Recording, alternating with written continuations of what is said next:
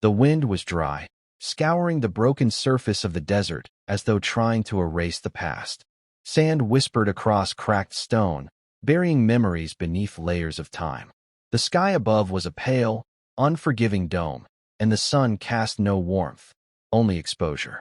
A lone figure knelt before a slanted slab of metal half buried in the earth, its surface scorched, its edges cracked like the ground around it. She was still, like a statue carved from another world. Her skin was the shade of twilight, smooth and faintly luminous, offset by the dark braid that fell down her back like a coiled serpent. Dust clung to the contours of her form-fitting suit, marked with faded insignia that once meant something. The air vibrated with silence. Leora pressed her palm to the surface of the grave. It was cool despite the desert heat. Her fingers brushed over the etched sequence of characters. K. 177-432. That was all they had left of him. Not a name, not a face, just a designation, stripped of humanity by a system that refused to grieve. "I'm sorry," she whispered, her voice rough from disuse. "I should have stayed. I should have." She broke off, swallowing the rest.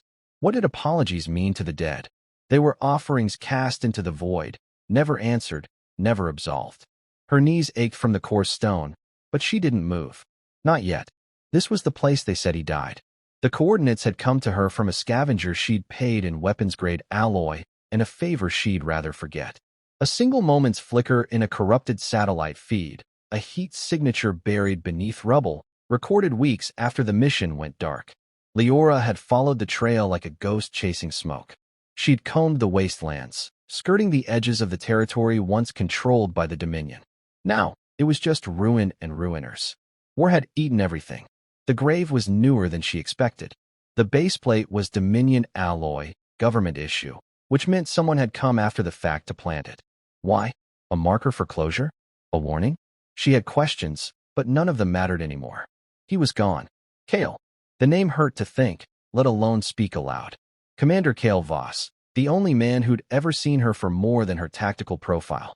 He was the one who'd pulled her from the wreckage of her disgrace, who had looked past the failures the court had stamped on her record and called her indispensable. He had been the mind behind their missions, the voice in her ear, and the calm in her chaos. He had bled for her, and in the end, she had left him. The ambush hadn't been tactical. It had been betrayal.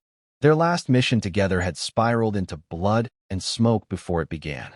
They were ambushed during descent, surface-to-air fire, precise and unexpected. The dropship shattered midair. Kale had hauled her from the wreckage, pushing her behind shattered walls while reinforcements poured in, black-armored and silent. He'd known. Somehow, in those final moments, he'd known they'd been set up. "I'll hold them," he had said, dragging the heavy railgun from a dead trooper's grasp. "Run. Get the message out." She had hesitated, watching the firelight dance in his eyes, trying to memorize the lines of his face. "Leora," he'd said softer. "We don't both get out." She'd run, because that's what orders meant, because living with guilt was still living, and because part of her believed, desperately, that if anyone could survive, it was Kale. But the message had never reached command. They'd declared them Kia within days, the mission scrubbed, the intel buried. She stayed kneeling until the sun crept lower, shadows elongating across the grave. Her breath hitched, not from grief anymore, but from something more volatile, doubt. What if he had survived, only to be captured? What if this grave was another lie? A whisper of sound behind her broke her spiral of thoughts. Sand shifting, barely audible. Her muscles tensed, trained instincts flaring to life. She rose smoothly, but not all the way, placing a hand on the hilt strapped at her back. Still kneeling, still grieving, still ready. But the sound didn't repeat. A hallucination, maybe, or a lizard slipping over the dunes. Still, the silence felt altered. Unfolding to her feet, Leora turned slowly, scanning the horizon. The sun hung low, casting jagged shadows. Nothing moved. No threats. No wind. Just the desert and the grave, and someone was there. She froze. He stood at the edge of her peripheral vision. Armor blackened and foreign. Cape torn at the hem. A sword gripped loosely in his right hand, tip buried in the sand. He was watching her, not advancing, just watching. She didn't draw her weapon. Not yet. The light caught his face, and she saw blue. Not like hers. A deeper, colder shade. And his eyes were unmistakable. Her breath fled her body. Kale. The word was a crack, brittle and stunned. The figure stepped forward. The armor clicked with faint servos, the movements too fluid to be full machine, but too deliberate to be untouched by augmentation. He stopped within 10 paces. It's not your fault, he said. His voice. Older. Rougher. But real. Leora shook her head, backing one step away from the grave. You died. No, he said. I was erased. She wanted to move, to reach for him, to scream or demand or run. Instead, she stood still, caught between mourning and miracle. They told me you didn't make it, she managed. That there was nothing left. Kale looked past her, to the marker on the ground. His jaw clenched. That was the plan. Whose? He was quiet for a long moment. Not ours. Something in his voice curdled her blood. It wasn't just bitterness. It was knowing. He'd seen things. Survived things. She had been grieving a body. He had been living a war alone. The desert held them both in its silence. Leora stepped closer, her hand trembling at her side. I came back. I searched. I saw, he said. You left the coordinates in a signal tower near Sector 12. You marked it with our unit code. You risked everything. You were worth it. He looked at her then, fully, and it was like being seen for the first time all over again. There was sorrow in his expression, but something else too, resolve. I'm not the same, he said. I know, she replied. They stood between a grave and the horizon, two ghosts who weren't dead after all.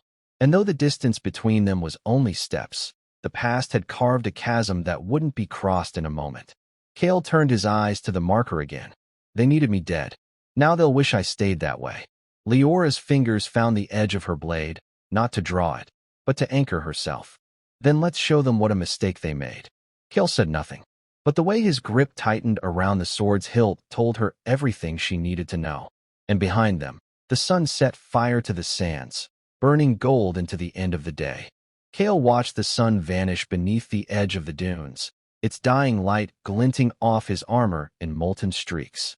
The silence between him and Leora stretched like a thread, fragile, heavy, ready to snap. Her presence stirred something inside him he thought long buried, something brittle and raw. Grief. Guilt. A flicker of the man he'd been before he became whatever this was. She hadn't changed much, not in the ways that mattered. The fire still burned in her posture, in the way her fingers never fully relaxed from the instinct to fight. But he'd seen her eyes, and they carried more than sorrow. She'd looked at his grave like she'd been there every day since he disappeared, whispering apologies to the dirt. And he had listened. When she finally broke the silence, her voice came as a low murmur, uncertain. How did you survive? Kale turned his gaze back toward the sands. Barely. That wasn't enough. He knew it wouldn't be. And yet, how did one compress hell into words? They didn't want prisoners, he continued. At least, not in the way you'd expect. I was taken by a separate division, cloaked from command, even from the Dominion's own systems. Black Ops without a name. Her brow furrowed. Ghost unit. He shook his head. Worse. They called themselves Reclamation. Their goal wasn't to extract intel. It was to rebuild soldiers from broken ones. Leora's eyes scanned his armor more closely now, as if seeing it for the first time. The plating wasn't standard issue. It was sleeker, more predatory. His movements had the fluidity of someone augmented, but not just physically, neurologically. They rebuilt you, she said softly. Kale met her gaze. Piece by piece. Memory by memory. She stepped closer, not quite closing the distance between them, but enough that her voice lowered with intensity. Why didn't you come back? They made sure I couldn't, he said. First physically, binding, sedation, neural disruption fields. Then, psychologically. They gave me glimpses of the war, twisted footage. They told me you'd left me behind, that you'd moved on. That's a lie. I know, he said. Now? But for a long time, it was easier to believe. It gave me something to hate, something to survive for. She looked away, jaw tight, hands clenched. They used us. Played both sides. Yes. He exhaled slowly. You were marked for disposal the moment you became inconvenient. I was the first test case. A ghost to scare the living. You were supposed to follow. I always knew something was wrong, she whispered. The way the brass closed the case. The denial of intel access. They erased your mission files within a day. They needed plausible death, he said bitterly. I was a prototype, an experiment to see if a loyal commander could be broken down and rebuilt into a weapon. And were you? He paused at that, not because he didn't have an answer, but because the truth sat heavy on his tongue. Yes, he said finally. But the weapon they forged wasn't what they expected. I remember too much. Feel too much. The programming cracked before they finished. I escaped during a transfer between facilities. Leora let the silence carry that for a while. The man in front of her wasn't just scarred. He was shaped by something cruel and deliberate. Yet his voice hadn't lost its edge of control, nor his eyes their clarity. He was Kale, but reassembled, pieces of metal and pain holding together the core of the man she once followed without question. How long have you been out? She asked. 7 months. I've been tracking movements, gathering pieces. Looking for you. Why not reach out? I didn't know if you were still alive, or if you were already one of them. She flinched at that, not because she was insulted, but because she understood. In war, trust was often the first casualty, and in the aftermath, it was the last thing to return. I followed the signals, he said. You left signs. Subtle. I saw the hash marks you carved into the antenna tower. No one else would have known what they meant. Breadcrumbs, she said, in case anyone ever came looking. I did, Kale said, voice low. And when I found this grave, I thought you'd finally buried me. Let me go. She shook her head. I was saying goodbye to a ghost. Not you. For the first time since he revealed himself, something in Kale's posture eased. Not entirely. He would never again be a man at rest, but enough that the sharpness dulled. Her words anchored him, reminded him that not everything lost was irretrievable. What now? She asked, lifting her eyes to his. We can't go back to command. Not after what we know. No, he agreed. But we can go forward. There are others, other units, other operatives. Some are in hiding. Some don't even realize they're being manipulated. If we can pull them together, we have a chance to expose what's really happening. And if we can't, Kale looked toward the grave one last time. Then we make them regret ever trying to bury us. The wind stirred again, swirling grit around their boots. In the distance, a low hum vibrated through the sand. Perhaps an engine, perhaps a drone patrol scanning for survivors. The desert never slept. It only waited. Kale adjusted the sword strapped to his back. Not a Dominion weapon. Something older, hand-forged, made for killing up close when silence mattered more than spectacle. Where are you headed? She asked. There's an outpost 3 days south of here. Abandoned, supposedly. But I intercepted chatter. Someone's using it to smuggle intel off-world. Someone friendly? Don't know. Yet. She didn't hesitate. I'm coming with you. He didn't object. They both knew better than to waste time on unnecessary arguments. If the world they'd once believed in had turned to ash, then only their bond remained. A fragile but burning thread of loyalty in a landscape of betrayal.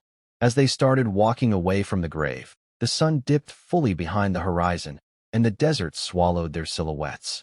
Kale glanced sideways at her, expression unreadable. You kept the pendant. She touched the small disc that hung at her collarbone, half hidden beneath her suit.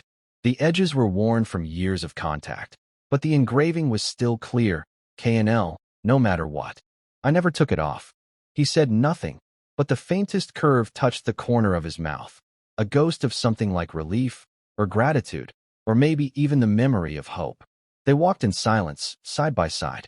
Behind them, the grave waited alone beneath the stars, a monument not to death, but to what was left behind. The air inside the abandoned outpost reeked of oxidized metal and stale circuitry. Kale moved first, sweeping the corridor with his blade held low, the hum of its energy barely audible. Leora followed, weapon drawn, her movements fluid and precise. Dust stirred around their feet, but the floor bore fresh scuff marks, proof they were not the first ones here.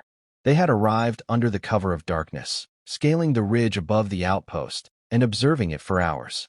There had been no signs of active guards, no motion-triggered sentries.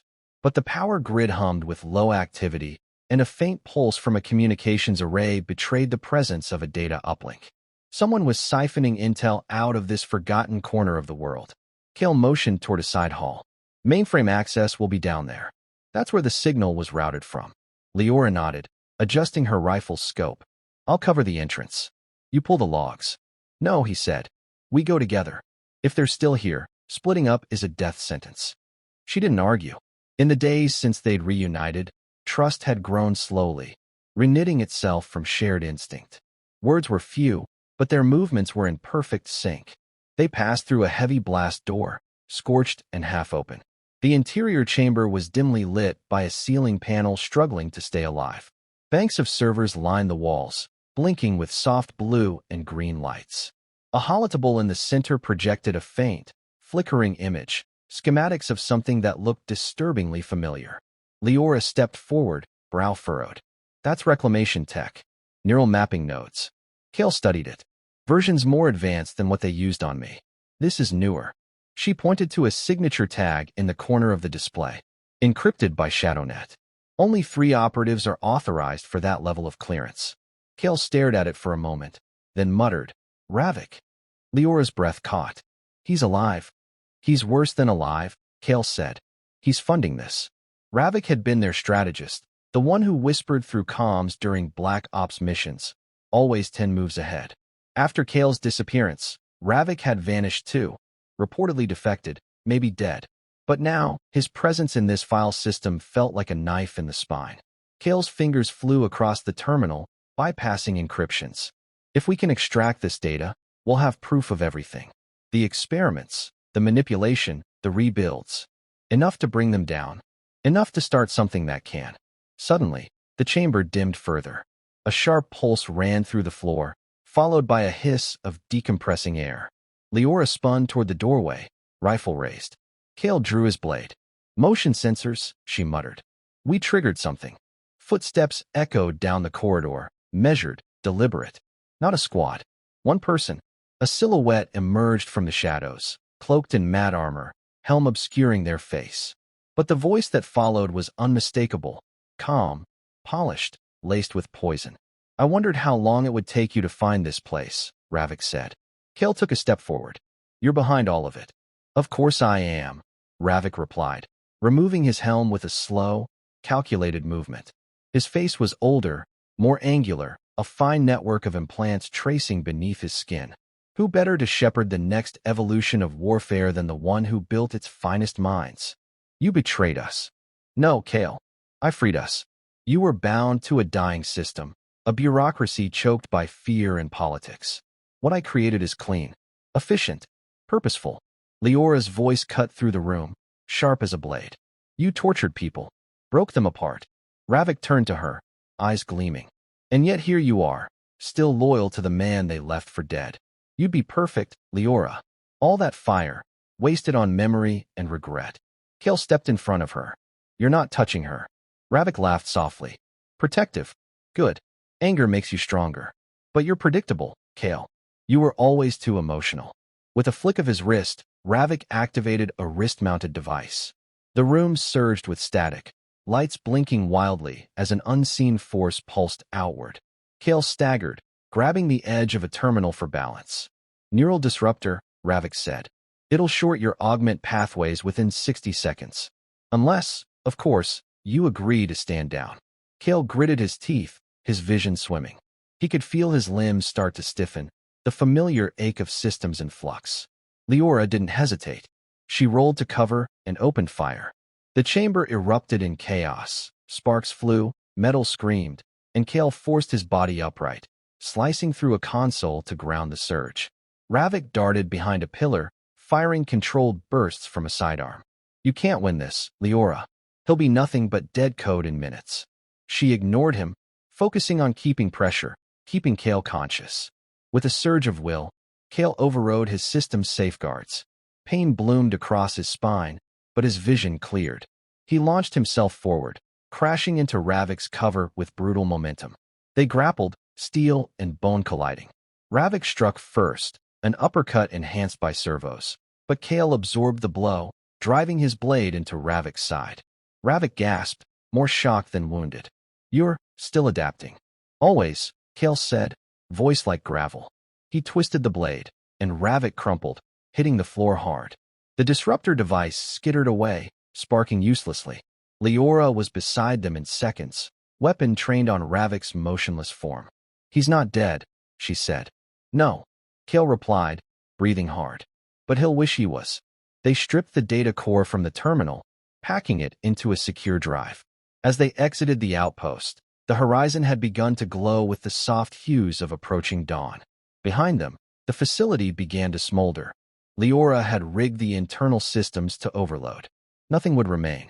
They traveled in silence for a while, the wind cooler now, the stars above slowly fading. Kale broke the silence. When we release this, they'll come after us. They already are, Leora said. But now, we're not running. He nodded. No, we're hunting. She met his gaze. And this time, we finish what they started. Together, they turned toward the mountains beyond the sand, where allies might wait, and where the next battle would begin.